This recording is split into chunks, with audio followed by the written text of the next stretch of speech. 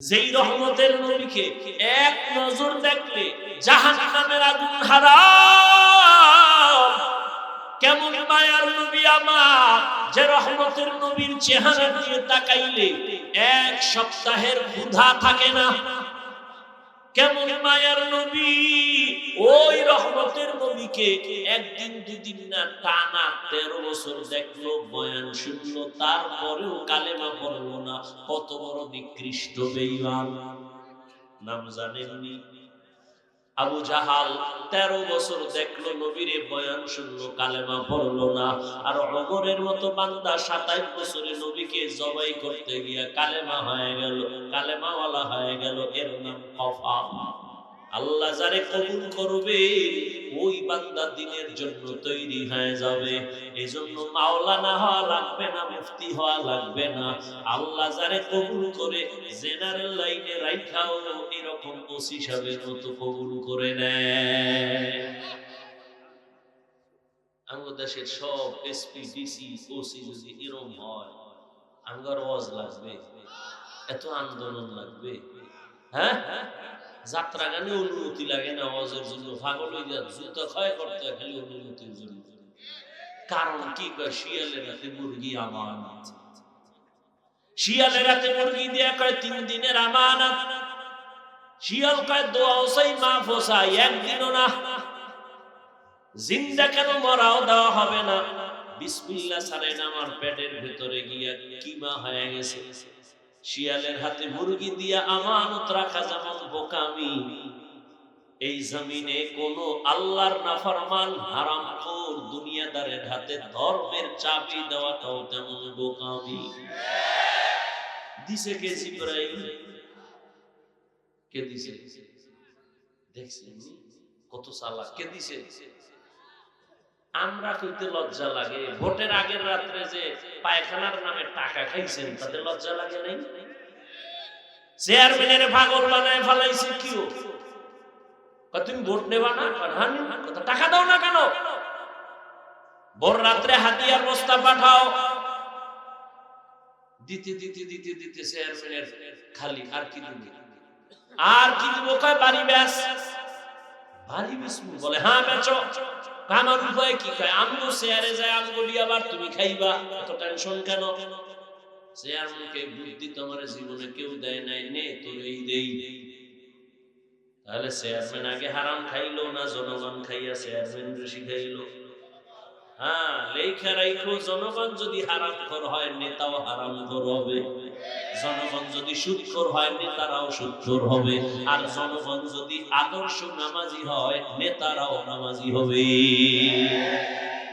তো কুজাওয়া সুন্নতে আহমদ কুজাবা মুহাম্মদ কাইবুয়াদ নিসবতুরা মান আহাব্বা সুন্নতি কওলে রাসূল মজদায়ে কানা মাই কুন কবুল। এরে আল্লাহর বান্দারা, মক্কার চূড়ান্ত মানুষ এত খারাপ, ওই মানুষগুলো রহমতের নবীর ছোঁয়া পাইয়া আদর্শ মেনে এত দামি হয়ে গেল। আল্লাহ পাক জিবরাইল আমিনকে বলে, লিস্টি দিয়া দিলাম, নবীর হাতে দাও। এই লিস্টিতে যাদের যাদের নাম আছে ঘোষণা দিতে বলো, এরা বিনা হিসাবে জান্নাতি। মক্কার যেই মানুষগুলো খারাপ, রহমতের নবীর আদর্শ পাইয়া সেই মানুষ জান্নাতের সার্টিফিকেট দুনিয়াতেই পেয়ে গেলেন। মাত্র 13 বছরের মেহনত।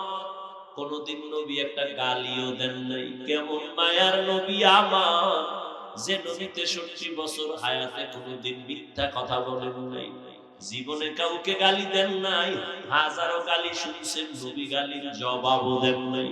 শুধু কি তাই, রহমতের নবী আমার কোনদিন চোখ দুইটা গরম করিয়া কারো দিকে নবী রাগে তাকান নাই। কেমন মায়ার নবী, কপাল পরা মুসলমান ওই নবীরে এখনো চিনলা না। যদি নবীরে চিনতা তোমার দ্বারা কোনোদিন কোনো মানুষ কষ্ট পাইতো না। আজকে পশুরে কত মায়া করে, আর মানুষ তুমি এত দামি কিন্তু তোমার চরিত্র কেন খারাপ। তোরে জমা করে সন্তান চায় মাকে মারবে, স্বার্থের টানে বাবাকে মারবে, মা বাবার সন্তানকে মেরে ফেলে, স্ত্রী স্বামীকে, স্বামী স্ত্রীকে। অর্থাৎ কেমনে বলবো পশুর এত পরিমাণ ক্ষতি করে না, এই নিমো খারাপ মানুষ হইয়া মানুষের যে ক্ষতি করে। রাস্তায় একটা কুকুর মইরা গেলে কষ্ট লাগে, মানুষের মাইরা ফেলাইলে কষ্ট নাই। অথচ রহমতের নবী বলেন ক্বালা রাসূলুল্লাহ সাল্লাল্লাহু আলাইহি ওয়া আলিহি ওয়াসাল্লাম খায়রুন নাস মান ইয়ানফাউন নাস। জমিনে সবথেকে ভালো মানুষ তারা যার দ্বারা অন্যের উপকার হয়, ক্ষতি হয় না। ও মানুষ, কি মানুষ হইছো? তোমার আমার দ্বারা কি অন্যের কোনদিন উপকার হলো কিনা? ও আমার কলিজার যুবক, তোমার এই 20-30 বছর হায়াতে বলো তোমার দ্বারা মা খুশি নি, তোমার ব্যবহারে বাবায় খুশি নি, তোমার আচরণে কোনো মুরব্বী খুশি নি, শিক্ষক খুশি নি, আলেমরা খুশি নি। তোমার দ্বারা কোনোদিন কোনো মানুষ কষ্ট ছাড়া নিরাপদে আছে কিনা বলো? নাই নাই। তুমি কেমন মানুষ হইলা? এই 30টা বছর তোমার মনে হয় যেন জীবনটা আগুনের মধ্যে, চরিত্রের ঠিক নাই, লেখাপড়াও নাই, সারাটা রাত দরজা জানালা বন্ধ করে মোবাইল সামনে নিয়ে কবিরা গুনাহ করে রাত কাটাও। রাতের ঘুম হলো শরীরের জন্য মহা ঔষধ। সারা রাত গুনাহ করে করে কাটাইয়া চেহারাটা নষ্ট করেছো।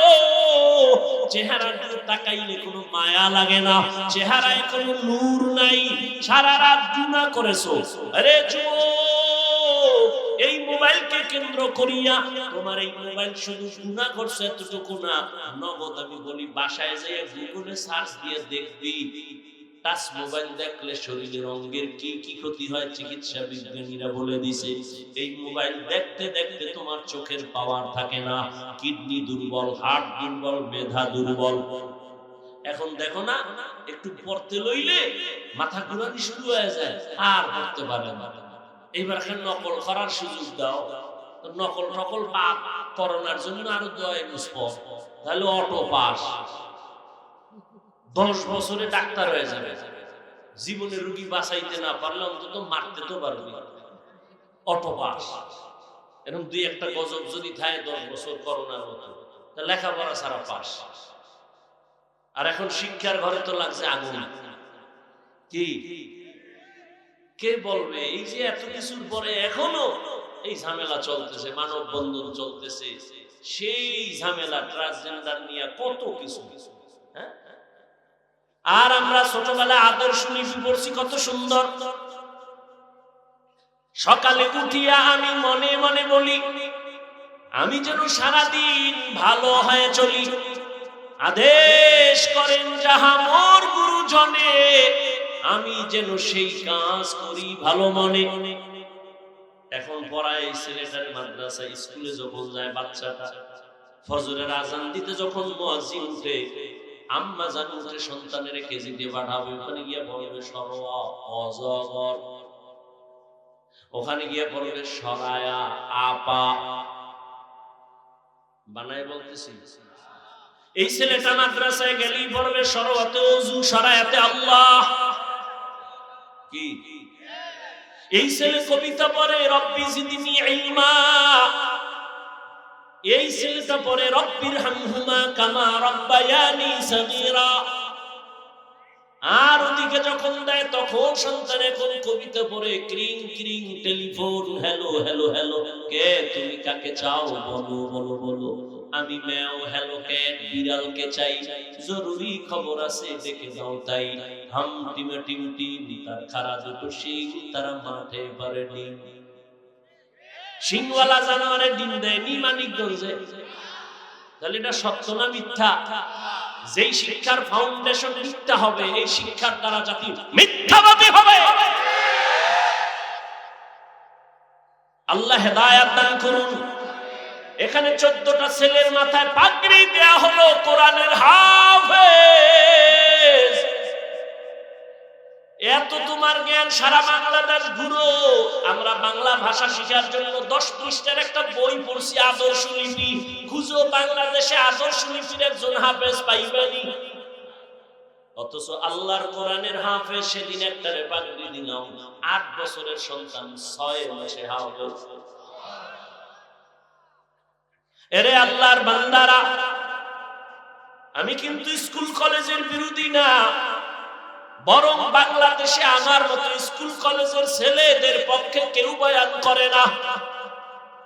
এরে আমার কলিজার যুবক, রহমতের নবীর আদর্শের মালা গালায় লাগাও।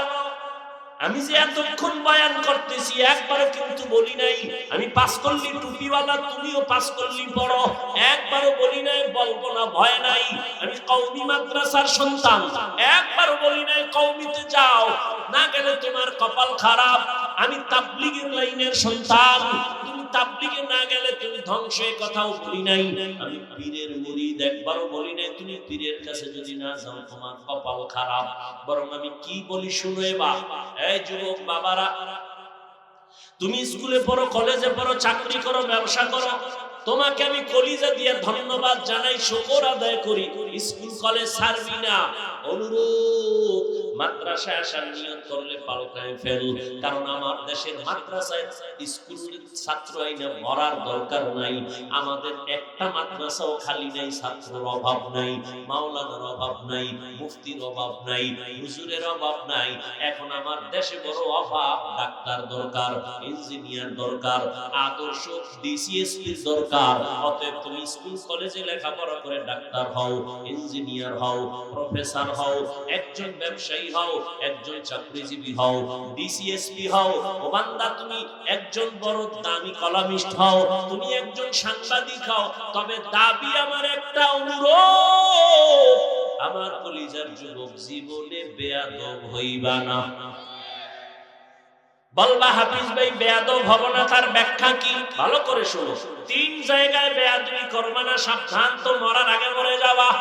অর্থাৎ দেহ থাকবে, রূহ থাকবে, দেহের কোনো কিছুই থাকবে না, বিছানায় পড়ে পঙ্গু হয়ে যাবি। 3 জায়গায় বেয়াদবি যেন না হয়। 1, মা বাবার সাথে বেয়াদবি করা যাবে না।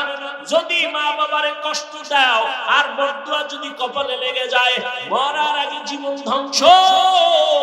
দ্বিতীয়, শিক্ষকের সাথে বেয়াদবি করা যাবে না। যদি শিক্ষকের কষ্ট দাও, বদদুয়া লেগে যায়, লেখাপড়ার জগৎ থেকে হারিয়ে যাবা। 3 নম্বরে, আলেমের মনে কষ্ট দিবা না। আলেমের অন্তরে কষ্ট দিলে যদি বদদুয়া লেগে যায়, চরিত্রের জগৎ থেকে নিজেরে হারায় ফেলবা। অনুরোধ করি, ডাক্তার হও, বেয়াদব হইও না। ইঞ্জিনিয়ার হও, বেয়াদব হইও না। যদি বেয়াদবি করে ডাক্তার হও, তাসলিমার মতো জুতা খাইয়া দেশ থেকে পালাতে হবে। অতএব তুমি ডাক্তার হও, ইঞ্জিনিয়ার হও, প্রফেসর হও, তুমি একজন সাংবাদিক হও, তুমি এসপি ডিসিওসি হও, তুমি একজন এমপি মন্ত্রী হও, মেম্বার চেয়ারম্যান। তবে তোমার আদর্শ থেকে যেন মানুষ কষ্ট না পায়, তোমার ব্যবহারে মা বাবা কষ্ট না পায়, শিক্ষকেরা কষ্ট না পায়, ওলামায়ে কেরাম কষ্ট না পায়। এইবার আসো, অনেকে মনে মনে ভাবো সুন্দর কথা, কিন্তু এটা কি সম্ভব? এবার তোমার সামনে আমি হিসাবটা মিলাই দেই। তোমরাই যুবক বাবারা জবান দিয়া সাক্ষী দাও, জীবনে কোনোদিন মাদ্রাসায় পড়ে নাই, আলিফ বাতাও শিখে নাই। তোমার লাইনের যুবক স্কুলে পড়ে, কলেজে পড়ে, চাকরি করে, ব্যবসা করে, 5 বেলার নামাজি আসেনি? আছে? বাস ওয়াজ শেষ। তোমার জীবনের ওয়াজ এইটাই শেষ। এবার বাসায় গিয়ে দরজা জানালা বন্ধ করে নিজের কপালের উপরে থাপ্পড় দিবি আর বলবি, এই পোড়া কপাল, তোর মতো যুবক স্কুল কলেজে পড়িয়েও যদি নামাজ পড়ে, তুই কেন পারো না? তোর কপালে কার বদদোয়া লাগছে, কার অভিশাপ নিয়ে জন্ম নিছো বল? নিজেরে নিজে প্রশ্ন করো। তোমার মতো যুবক র্যাব, আর্মি, পুলিশ, বিডিআরের চাকরি করে 5 বেলার নামাজি আসেনি? পায়ে হাত রেখে বলছি বেয়াদবি মাপ চাই বাবা, তোমারে আল্লাহ বুঝ দিছে, বিবেক দিছে, বিবেক দিয়া বলো তুমি কেন পারো না? অবশ্যই তোমার কপালে না জানি কার বরদোয়া লাগছে, কোন জায়গায় জানি বেয়াদবি কইরা তোমার কপাল অভিশপ্ত বানাইছো। তোমার মতো যুবক রাস্তায় গাড়ি চালায় নামাজ বাদ দেয় না, তুমি কেন পারো না? তোমার মতো যুবক দোকানদারি করে ব্যবসা করে নামাজ ছাড়ে না, তুমি কেন পারো না? তোমার মতো যুবক ওসিডিসিএসপি ওকিল ব্যারিস্টার নামাজি অভাব নাই, বলো তুমি কেন পারো না? তোমার মতো যুবক তাকায়া দেখো, আজকে চাকরি করে ব্যবসা করে জমিনে কৃষিকাজ করে গামছা বিছাইয়া নামাজ পড়ে, নামাজ বাদ দেয় না, বলো বাবা তুমি কেন পারো না? আমি তো স্কুল থেকে তোমাকে মাদ্রাসায় যেতে বলি নাই, আমি তোমারে তসবিহ আর পাগড়ি লাগাইতে বলি নাই। তুমি স্কুলে পড়ো, কলেজে পড়ো, মা বাবার দোয়া নিয়া, শিক্ষকের দোয়া নিয়া, ওলামায়ে কেরামের দোয়া নিয়া 5 বেলার নামাজ পড়ো আর সবার সাথে ভালো আচরণ করো। ডাক্তার যদি হও সম্মান হবে পুরা দুনিয়া জোড়া তোমার সম্মান। আল্লাহ শুধু তোমাকে মানিকগঞ্জের মধ্যে রাখবে না, দুনিয়ার সবাই তোমাকে মাথায় নিয়ে সম্মান করবে। কবি নজরুলের গুণগান গাও, তোমার মতো সারা রাত যদি মোবাইলে গুনাহ করতো জীবনে কবি নজরুল হতে পারতো না। জীবনে যদি ভালো মানুষ হইতে চাও সম্মানে তো 2টা পুঁজি লাগবে, দোয়া তো 3 জায়গার লাগবে, এছাড়া আলাদা 2 পুঁজি লাগবে। 1 সুন্দর চরিত্র, 2 সুস্থতা। তোমার চরিত্র ভালো কিন্তু অসুস্থ, জীবনে কেউ তোমাকে কোথাও ডাকবে না, নিবে না। তোমার সুস্থতা আছে ঠিক, চরিত্র খারাপ, কেউ তোমাকে নিবে না। এই 2টা জিনিস তোমার লাগবে, সুস্থতা এবং সুন্দর চরিত্র। দোনোটাকে জবাই করার মাধ্যম মোবাইল। মোবাইলে অসুস্থ হইতেছ, চরিত্র নষ্ট হইতেছে। আল্লাহ হেদায়েত দান করুন। এরে আমার কলিজার যুবক বাবারা, তোমার মতো যুবক 5 বেলার নামাজ পড়ে যাও, এখান থেকে তো বেশি দূর না, জাহাঙ্গীরনগর বেশি দূর। জাহাঙ্গীরনগরে যাও, আরেকটু ধাক্কা দিয়ে ঢাকা কলেজে গিয়া দেখো, আমার কথাগুলো মিলাও না, একটু গিয়ে দেখো ঢাকা কলেজে ক্লাস করে যুবক ছেলে, তাকায় দেখি মাথার ভিতরে পাগড়ি, বড় দাড়ি, বড় জামা, পেছন দিক দিয়ে তাকাইলে মনে হয় যেন মসজিদের কোন খতিব। এই যুবক তুমি কোন মসজিদে জুমা পড়াও? আস্তাগফিরুল্লাহ, আমি তো আরবি পারি না। তোমার এই হালাত কেন? বলে কি মাথায় পাগড়ি, বড় দাড়ি, বড় জামা। হুজুর আমি ঢাকা কলেজে ক্লাস করি। এই অবস্থায়? বলে হ্যাঁ এই অবস্থায়। এটা আসলো কেমনে? মা বাবার দোয়া আর উলামায়ে কেরামের নেক নজর।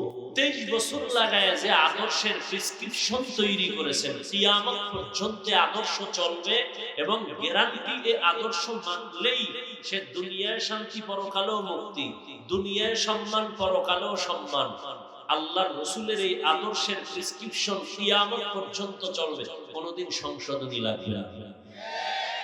কেউ যদি বলে ইসলাম সংশোধনী দরকার, বলতে হবে তোমার বিবেকের সংশোধন দরকার, ইসলাম নয়।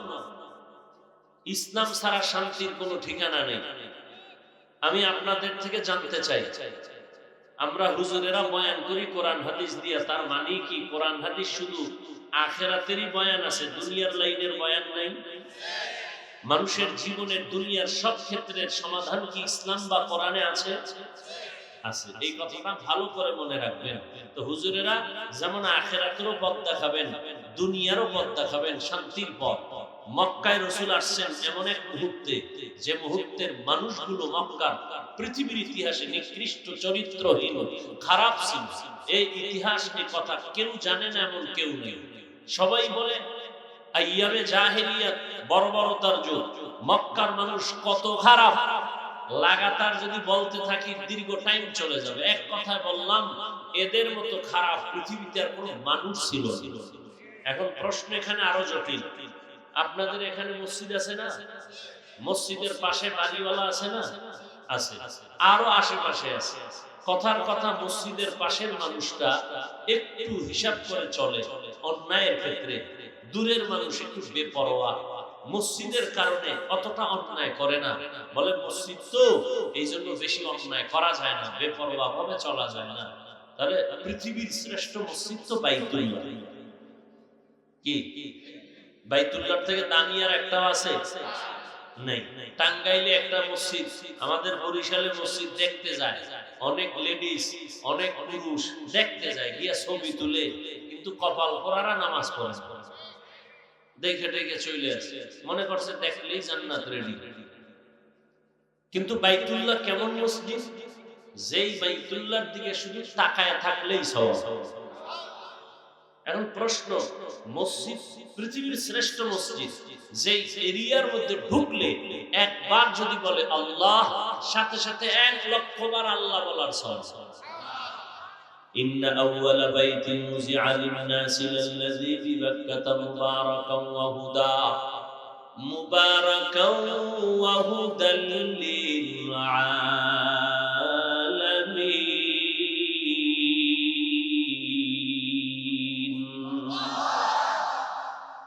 বাইতুল্লাহ এমন দামি ঘর, যেই ঘরের আঙ্গিনায় বান্দা যখন একটা সিজদা দেয় 1,00,000 বার সিজদার সওয়াব। বান্দা যদি একবার আলহামদুলিল্লাহ বলে 1,00,000 বার আলহামদুলিল্লাহ বলার সওয়াব। এত বড় দামি একটা ঘর, সেই বাইতুল্লাহর পাশের মানুষগুলো এত কেন খারাপ? অন্য জায়গার মানুষ খারাপ হতে পারে, তবে বাইতুল্লাহর মানুষ খারাপ হবে খুব কম হবে। কিন্তু ইতিহাস স্পষ্ট বলে দিল, দুনিয়াতে মক্কার মানুষের মতো খারাপ চরিত্রহীন মানুষ দুনিয়াতে আর কোথাও ছিল না যখন নবী আসছেন। কারণ কি? অনেক কারণের এক কারণ, মক্কার মানুষ এত খারাপ হওয়ার পেছনে বড় কারণ, এদের কোনো অভিভাবক ছিল না। ঈসা নবী চলে যাওয়ার পরে 500 বছরের উপরে এই মানুষগুলো কোনো মুরব্বী নাই, গার্ডিয়ান নাই, কোন অভিভাবক নাই। যেই ঘরের মধ্যে অভিভাবক থাকে না ওই ঘর এলোমেলো, যেই মসজিদের ইমাম খতিব থাকে না সে মসজিদ এলোমেলো, যেই সন্তানের মা বাবা থাকে না ওই সন্তান এলোমেলো, যেই দেশের একজন ভালো সরকার থাকে না সেই দেশটাও যেন কেমন এলোমেলো। অভিভাবক আছে নাই, সবাই অভিভাবক, সবাই নেতা, সবাই সরকার। মক্কার মানুষ 500 বছর পর্যন্ত কোনো অভিভাবক পায় নাই। 500 বছর আগে একজন অভিভাবক ছিলেন কে? ঈসা আলাইহিস সালাম। তিনি চলে গেছেন, অভিভাবক নাই, মানুষগুলো কেমন যেন নিজে নিজে অভিভাবক ভাইবা। তখন সে চলতেছে, নিজে যেটা করে এটাকেই সঠিক মনে করে, ভুল ধরার কেউ নাই। কে ভুল ধরবে? আমি তো বড়, আমার ভুল আবার ধরবে কে? আমি তো সবার উপরে, আমার কম আছে নাকি? এই ভাব যখন অন্তরে আসে, বেপরোয়া ভাব, আমার কোনো জবাবদেহিতা নাই, যেই মানুষ মনে করবে আমি স্বাধীন, ওই মানুষ পদস্খলন হবে মরার আগে। যেমন আপনাদের উদাহরণে ভাবে, আপনাদের এই বাজার কি বাজার? এই বাজারে কুকুর আছে নি? আছে। সারাদিন দৌড়াদৌড়ি করে, সারাদিন দৌড়াইয়াও কুকুর সকাল থেকে রাতের বেলা একই জায়গায় হাজির। এই কুকুরের কোনো মূল্য নাই। আকাশে অনেক পাখি উড়ে, কোনো মূল্য নাই। কিন্তু জঙ্গলে হাজারো প্রাণী ঘুরে, কোনো মূল্য নাই। তবে ঢাকার চিড়িয়াখানায় যেই প্রাণীটা খাঁচায় আটকানো, তার মূল্য আছে, দেখলে টাকা লাগে। বাজারের কুকুরের কোনো মূল্য নাই, কিন্তু মালিকের শিকল লাগানো যেই কুকুরের গলায়, ওই কুকুরের দাম। ওরে মারলে হিসাব দেওয়া লাগে, না হয় মামলা হয়। ঠিক এই দুনিয়ার মানুষ, তুমি দুনিয়াতে চলবা, তোমার কোনো চিন্তা নাই, স্বাধীনভাবে চলবা, কোনো মূল্য নাই। তবে কালেমার রশি যদি তুমি গলায় লাগাইয়া নবীর তরিকা মেনে চলো, তোমার মূল্য কত জানো? আল্লাহ নিজেই বলেন তোমার দাম ফেরেশতার থেকেও বেশি। গরবা সুরত আদবি ইনসাফ দে আহমদ বু জাহলো হামেক সাবুদে আদমিয়ত মাহমু শাহম পুশতে নিস্ত আদমিয়ত জুজরে জয় দুসতে নিস্ত। স্বাধীন মানুষের কোনো মূল্য নাই। কেমনে বুঝাবো? রহমতের নবীর বিদায়, খেলাফতের দায়িত্বে চলে আসলেন আবু বকর, রাষ্ট্র পরিচালনা করেন। আবু বকরের পরে চলে আসলেন হযরত ওমর। কে সেই ওমর?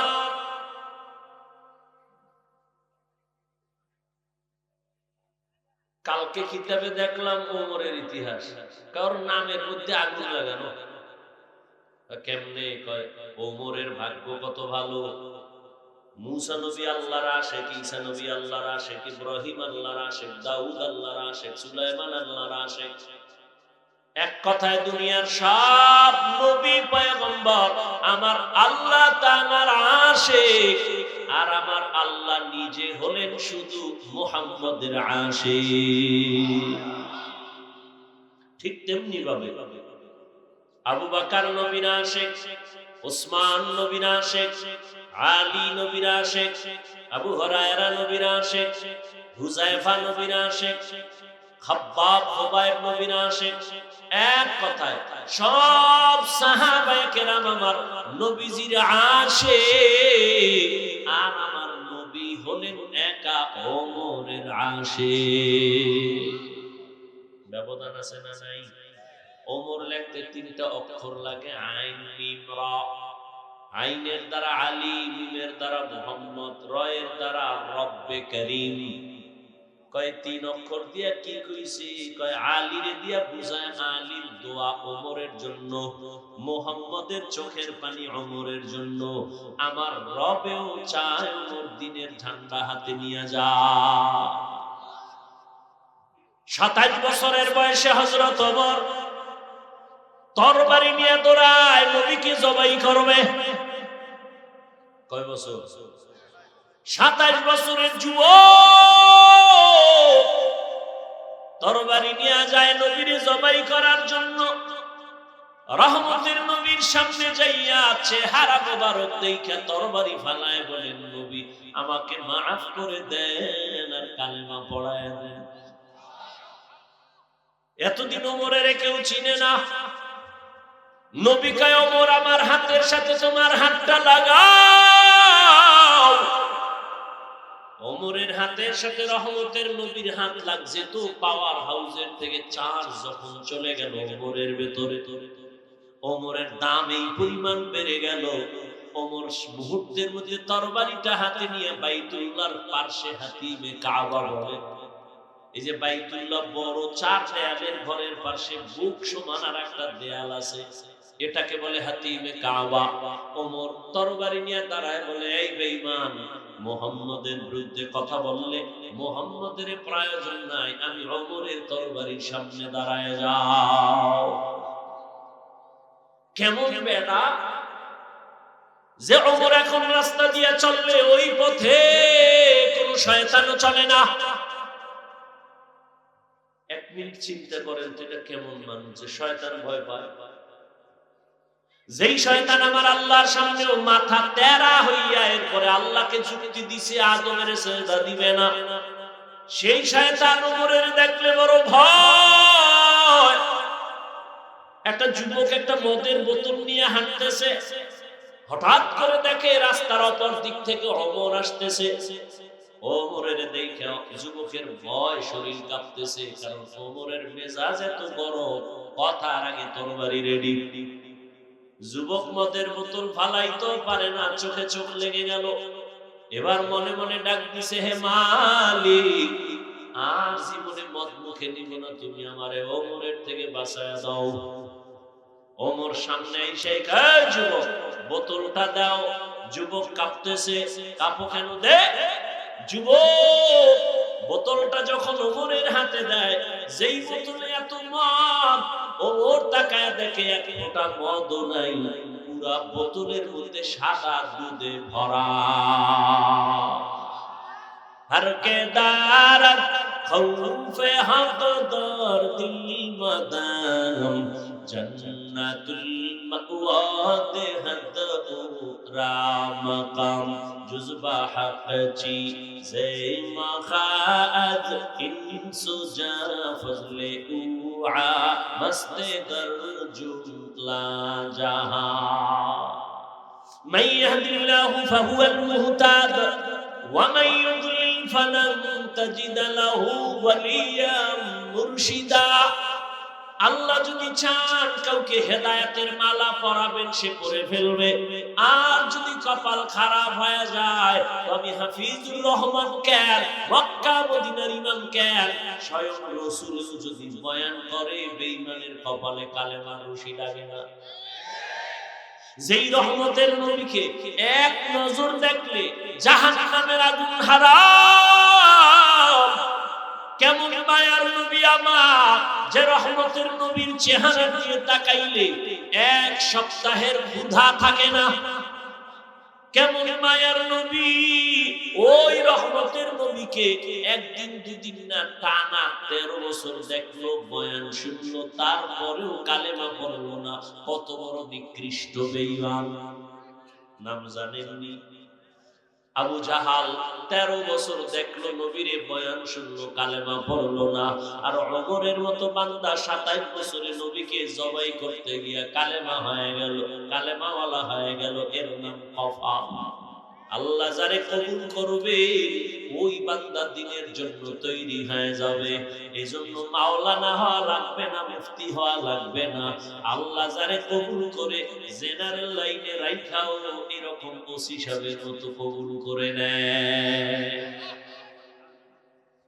আমাদের দেশের সব এসপি ডিসি ওসি যদি এরকম হয় আমার ওয়াজ লাগবে এত আন্দোলন লাগবে হ্যাঁ যাত্রা গানে অনুমতি লাগে না ওয়াজের জন্য পাগল হয়ে যায় জুতা ক্ষয় করতে খালি অনুমতির জন্য কারণ কি কয় শিয়ালের রাতে মুরগি আমানত শিয়ালের রাতে মুরগি দেয়া কয় 3 দিনের আমানত শিয়াল কয় দোয়া চাই মাফ চাই একদিনও না জিন্দা কেন মরাও দেওয়া হবে না বিসমিল্লাহ ছাড়েন আমার পেটের ভিতরে গিয়া কিমা হয়ে গেছে শিয়ালের হাতে মুরগি দিয়া আমানত রাখা যেমন বোকামি এই জমিনে কোন আল্লাহর নাফরমান হারামখোর দুনিয়াদারের হাতে ধর্মের চাবি দেওয়াটাও তেমন বোকামি দিছে কে জিবরাইল কে দিছে দেখছেন কত চালাক কে দিছে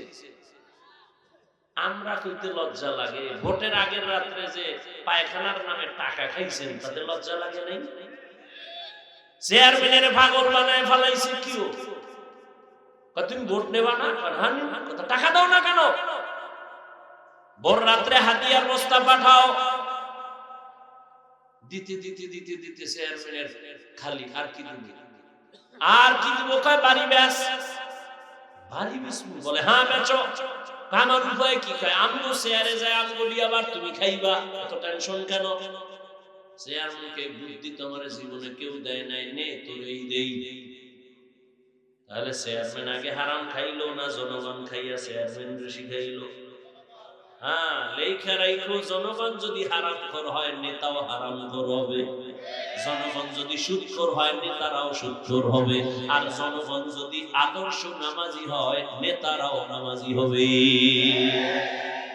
তো কুজাওয়া সুন্নতে আহমদ কুজাবা মুহাম্মদ কাইবুয়াদ নিসবতুরা মান আহাব্বা সুন্নতি কওলে রাসূল মজদায়ে কানা মাই কুন কবুল এরে আল্লাহর বান্দারা মক্কার চূড়ান্ত মানুষ এত খারাপ ওই মানুষগুলো রহমতের নবীর ছোঁয়া পাইয়া আদর্শ মেনে এত দামি হয়ে গেল আল্লাহ পাক জিবরাইল আমিনকে বলে লিস্টি দিয়া দিলাম নবীর হাতে দাও এই লিস্টিতে যাদের যাদের নাম আছে ঘোষণা দিতে বলো এরা বিনা হিসাবে জান্নাতি মক্কার যেই মানুষগুলো খারাপ রহমতের নবীর আদর্শ পাইয়া সেই মানুষ জান্নাতের সার্টিফিকেট দুনিয়াতেই পেয়ে গেলেন মাত্র 13 বছরের মেহনত কোনদিন নবী একটা গালিও দেন নাই। কেমন মায়ার নবী আমার, যে নবী 63 বছর হায়াতে কোনদিন মিথ্যা কথা বলেন নাই, জীবনে কাউকে গালি দেন নাই, হাজারো গালি শুনছেন, নবী গালির জবাবও দেন নাই। শুধু কি তাই, রহমতের নবী আমার কোনদিন চোখ দুইটা গরম করিয়া কারো দিকে নবী রাগে তাকান নাই। কেমন মায়ার নবী, কপাল পরা মুসলমান ওই নবীরে এখনো চিনলা না। যদি নবীরে চিন্তা, তোমার দ্বারা কোনদিন কোন মানুষ কষ্ট পাইতো না। আজকে পশুরে কত মায়া করে, আর মানুষ তুমি এত দামি কিন্তু তোমার চরিত্র কেন খারাপ। তোরে জমা করে সন্তান চায় মাকে মারবে, স্বার্থের টানে বাবাকে মারবে, মা বাবার সন্তানকে মেরে ফেলে, স্ত্রী স্বামীকে, স্বামী স্ত্রীকে। অর্থাৎ কেমনে বলবো, পশুর এত পরিমাণ ক্ষতি করে না, এই নিমো খারাপ মানুষ হইয়া মানুষের যে ক্ষতি করে। রাস্তায় একটা কুকুর মইরা গেলে কষ্ট লাগে, মানুষের মাইরা ফেলাইলে কষ্ট নাই। অথচ রহমতের নবী বলেন, ক্বালা রাসূলুল্লাহ সাল্লাল্লাহু আলাইহি ওয়া আলিহি ওয়াসাল্লাম, খায়রুন নাস মান ইয়ানফাউন নাস। জমিনে সবথেকে ভালো মানুষ তারা যার দ্বারা অন্যের উপকার হয়, ক্ষতি হয় না। ও মানুষ, কি মানুষ হইছো? তোমার আমার দ্বারা কি অন্যের কোনদিন উপকার হলো কিনা? ও আমার কলিজার যুবক, তোমার এই 20-30 বছর হায়াতে বলো, তোমার দ্বারা মা খুশিনি, তোমার ব্যবহারে বাবায় খুশিনি, তোমার আচরণে কোনো মুরব্বী খুশিনি, শিক্ষক খুশিনি, আলেমরা খুশিনি, তোমার দ্বারা কোনোদিন কোনো মানুষ কষ্ট ছাড়া নিরাপদে আছে কিনা বলো? নাই নাই। তুমি কেমন মানুষ হইলা? এই 30টা বছর তোমার মনে হয় যেন জীবনটা আগুনের মধ্যে, চরিত্রের ঠিক নাই, লেখাপড়াও নাই, সারাটা রাত দরজা জানালা বন্ধ করে মোবাইল সামনে নিয়ে কবিরা গুনাহ করে রাত কাটাও। রাতের ঘুম হলো শরীরের জন্য মহা ঔষধ। সারা রাত গুনাহ করে কাটাইয়া চেহারাটা নষ্ট করেছো। চেহারার দিকে তাকাইলে কোনো মায়া লাগে না, চেহারায় কোনো নূর নাই, সারা রাত গুনাহ করেছো। আরে যুবক, এই মোবাইলকে কেন্দ্র করিয়া তোমার এই মোবাইল শুধু গুনাহ করছে এতটুকু না, নগদ আমি বলি বাসায় যেয়ে গুগলে সার্চ দিয়ে দেখবি, টাচ মোবাইল দেখলে শরীরের অঙ্গের কি কি ক্ষতি হয় চিকিৎসা বিজ্ঞানীরা বলে দিছে। এই মোবাইল দেখতে দেখতে তোমার চোখের পাওয়ার থাকে না, কিডনি দুর্বল, হার্ট দুর্বল, মেধা দুর্বল।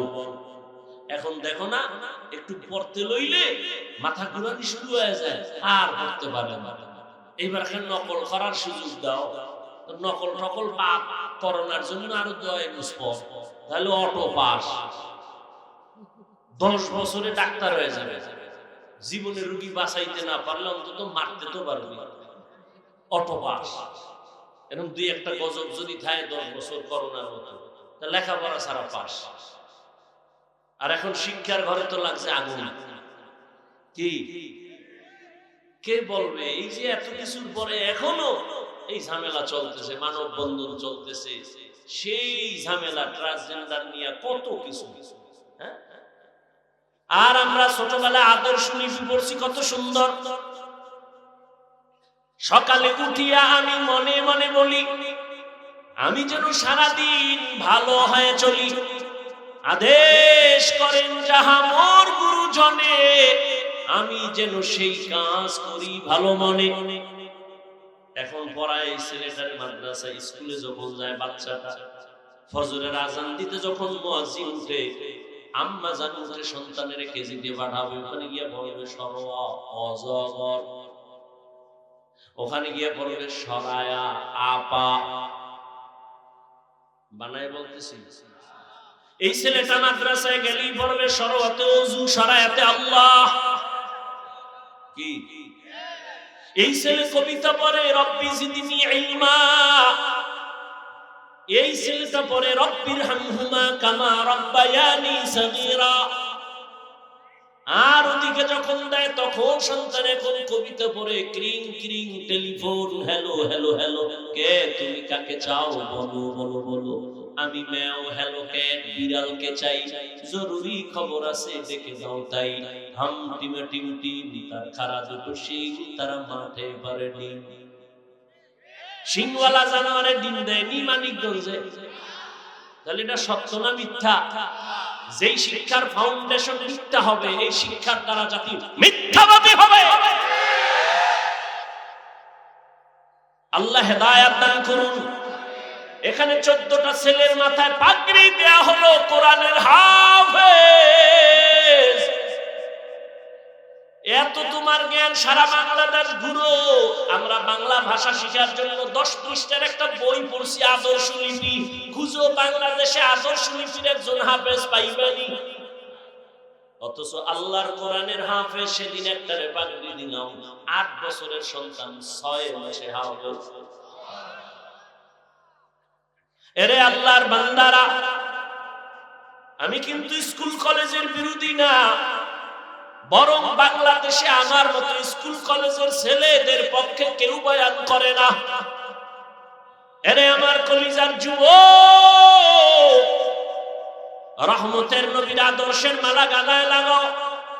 আমি যে এতক্ষণ বয়ান করতেছি একবারও কিন্তু বলি নাই আমি 5 কল্লি টুপিওয়ালা, তুমিও 5 কল্লি পড়ো, একবারও বলি নাই বলবো না, ভয় নাই।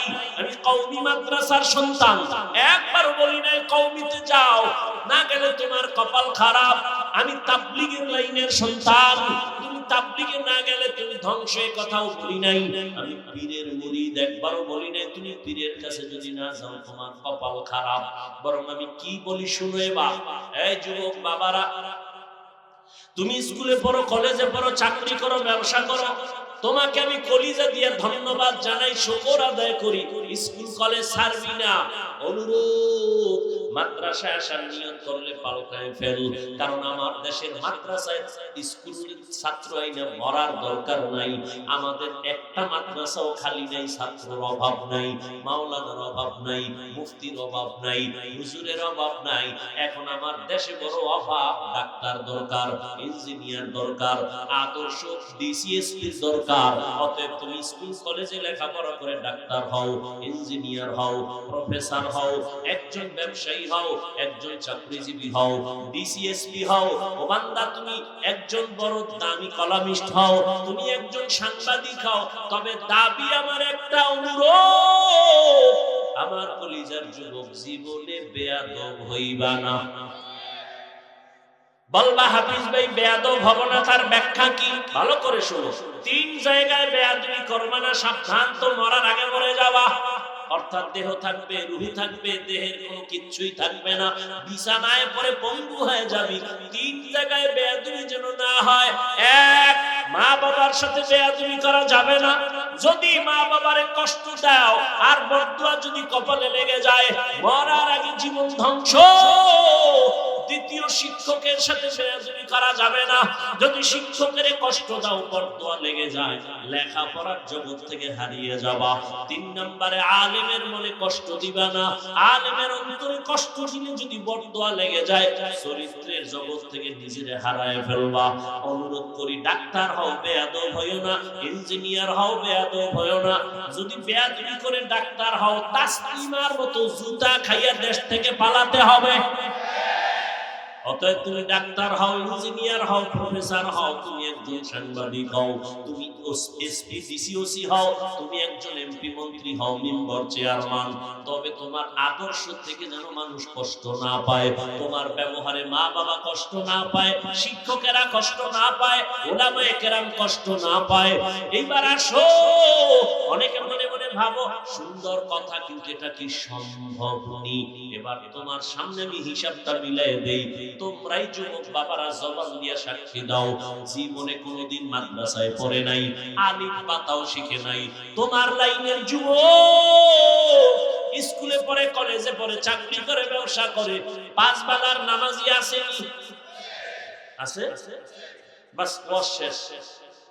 তোমার জীবনের ওয়াজ এইটাই শেষ। এবার বাসায় গিয়ে দরজা জানালা বন্ধ করে নিজের কপালের উপরে থাপ্পড় দিবি আর বলবি এই পোড়া কপাল। তোর মতো যুবক স্কুল কলেজে পড়িয়াও যদি নামাজ পড়ে তুই কেন পারো না? তোর কপালে কার বদদোয়া লাগছে, কার অভিশাপ নিয়ে জন্ম নিছো বল? নিজে প্রশ্ন করো। তোমার মতো যুবক র‍্যাব আর্মি পুলিশ বিডিআরের চাকরি করে 5 বেলার নামাজি আসেনি? পায়ে হাত রেখে বলছি বেয়াদবি মাপ চাই বাবা।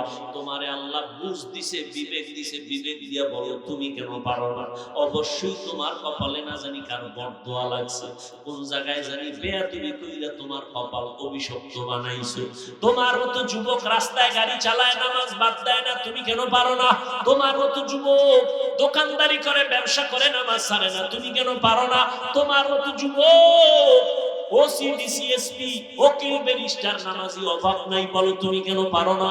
তোমার মতো যুবক তাকায়া দেখো, আজকে চাকরি করে ব্যবসা করে জমিনে কৃষিকাজ করে গামছা বিছাইয়া নামাজ পড়ে, নামাজ বাদ দেয় না, বলো বাবা তুমি কেন পারো না? আমি তো স্কুল থেকে তোমাকে মাদ্রাসায় যেতে বলি নাই, আমি তোমারে তাসবিহ আর পাগড়ি লাগাইতে বলি নাই। তুমি স্কুলে পড়ো, কলেজে পড়ো, মা বাবার দোয়া নিয়া, শিক্ষকের দোয়া নিয়া, ওলামায়ে কেরামের দোয়া নিয়া 5 বেলার নামাজ পড়ো আর সবার সাথে ভালো আচরণ করো। ডাক্তার যদি হও সম্মান হবে পুরা দুনিয়া জোড়া তোমার সম্মান। আল্লাহ শুধু তোমাকে মানিকগঞ্জের মধ্যে রাখবে না, দুনিয়ার সবাই তোমাকে মাথায় নিয়ে সম্মান করবে।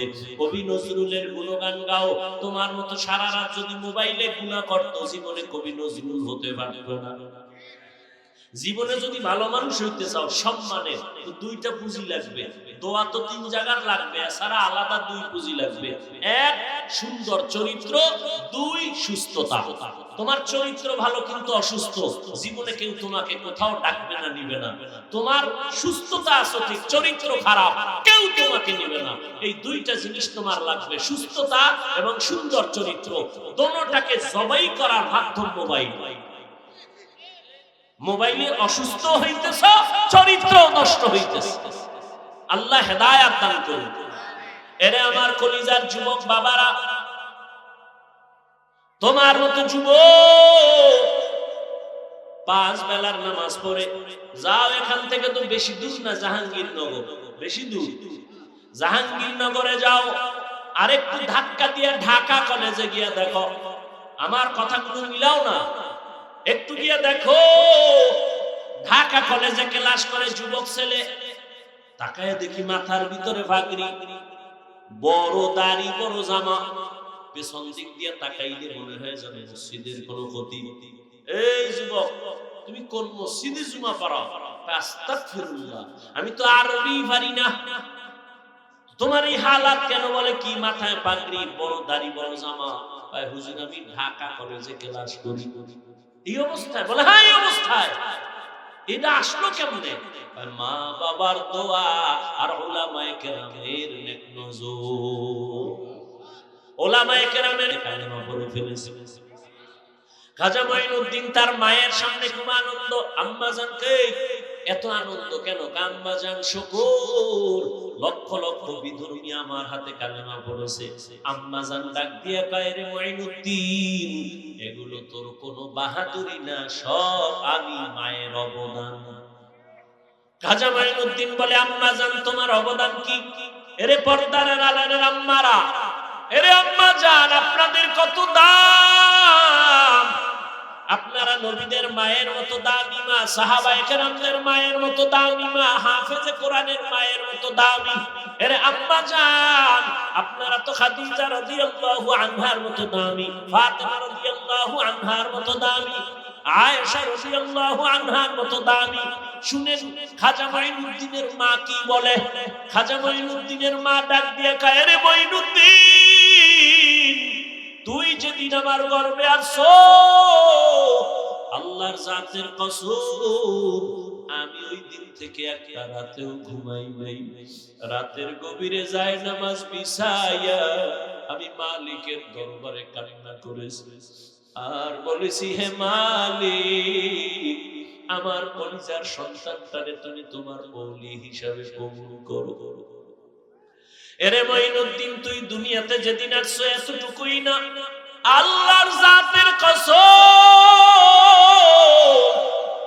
তুই যেদিন দুনিয়াতে আসছো আমি মা করে যতদিন আমার দুধ পান করাইছি, আল্লাহর কসম আমি মা তোর মুখে একটা ফোঁটা দুধ বিনা ওযুতে দেই নাই। বিনা ওযুতে এক ফোঁটা দুধ তোর মুখে আমি দেই নাই রে বাবা। এরে আম্মা জান, আপনার হালাত কেমন? গর্ভে বাচ্চা নিয়ে বেপরদায় দৌড়ান, টেলিভিশনের সামনে বসে, আপনার গর্ভের বাচ্চাটা কেমনে ভালো হবে বলে? আপনি গর্ভে বাচ্চা নিয়ে স্বামীর সাথে ঝগড়া করেন, গালাগালি করেন, কেমনে আপনার সন্তান ভালো হবে? এরে আম্মা জান, আপনি বাচ্চা গর্ভে নিয়ে ভালো দেখবেন সন্তান ভালো হবে, খারাপ চেহারা দেখবেন সন্তানের চেহারা খারাপ হবে। স্বামীর সাথে আচরণ ভালো করবেন, সন্তানের আচরণটাও ভালো হবে। স্বামীরাও স্ত্রীদের সাথে ভালো আচরণ করতে হবে। এরে আম্মা জান, বাবার তুলনায় মায়ের অবদান বেশি সন্তানের জন্য। এরে আম্মা জান, এখনো সময় আছে, তওবা করেন। আপনার মতো কত মা এই এলাকায় এখনো আছে, বেপরদায় চলে না, মোবাইলে সময় নষ্ট করে না, নামাজ ছাড়ে না। এরে আম্মা জান, আপনারা কেন পারবেন না? এরে আম্মা জানেরা, আপনাদের তো কত দাম।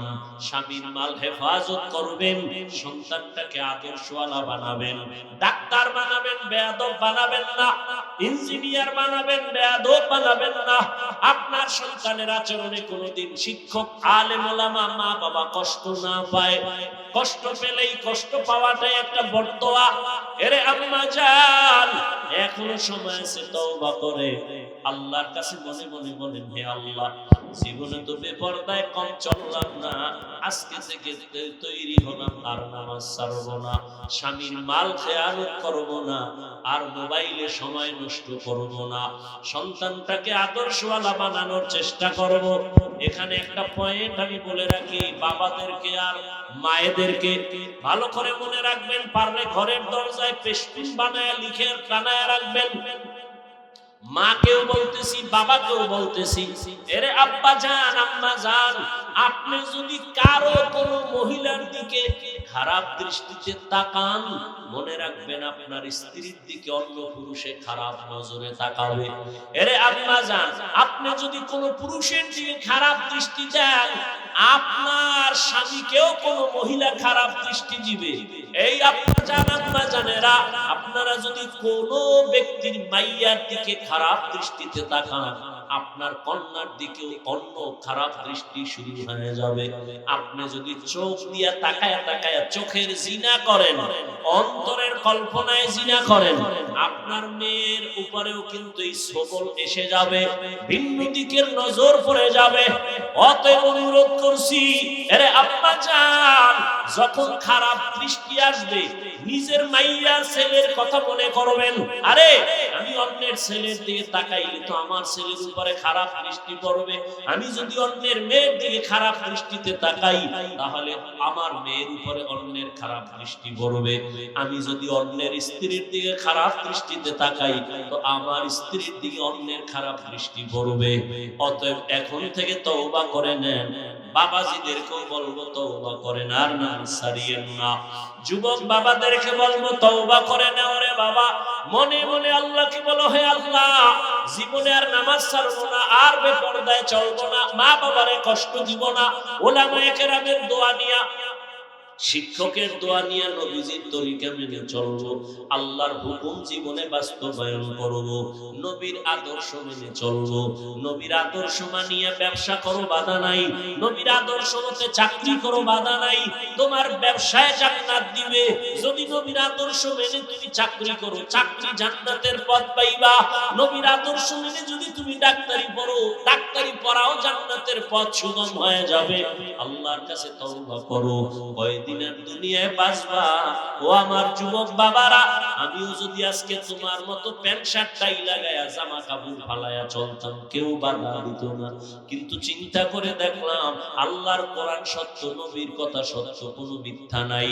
১৫০০ বছর পর্যন্ত বহু ভুল বের করার পণ্ডিতেরা অপচেষ্টা করিয়াও পারে নাই।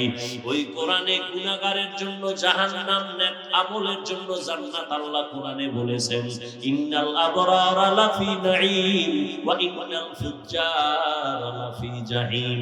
ও আল্লাহর বান্দারা, বিজ্ঞানীরা বলে জমিন থেকে 9,30,00,000 মাইল উপরে সূর্য, ওই গরম সইতে পারি না, কিন্তু গুনাহগারের জন্য হাসরের মাঠ বড় ভয়ঙ্কর।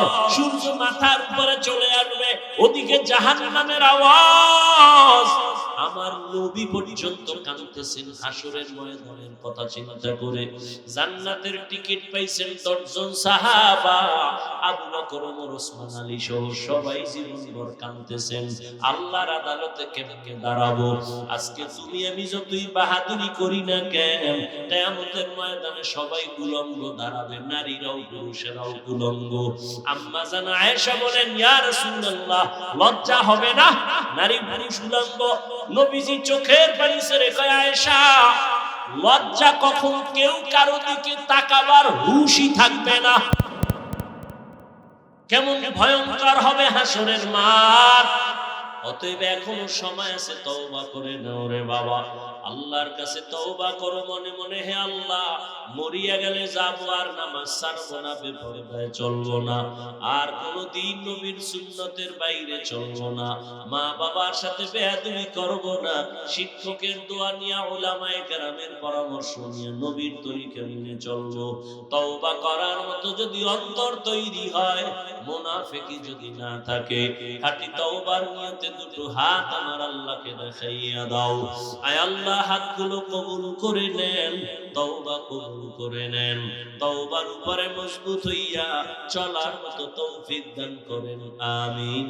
আলহামদুলিল্লাহি রাব্বিল আলামিন, والصلاة والسلام على سيد الأنبياء والمرسلين وعلى آله وأصحابه أجمعين يا أرحم الراحمين يا أرحم الراحمين يا أرحم الراحمين رب ارحمهما كما ربياني صغيرا اللهم إنك عفو كريم تحب العفو فاعف عنا اللهم إنا نسألك رزاك والجنة ونعوذ بك من سخطك والنار আয় আল্লাহ তাআলা, আমরা গুনার বোঝা নিয়ে আপনার দরওয়াজায় হাজির।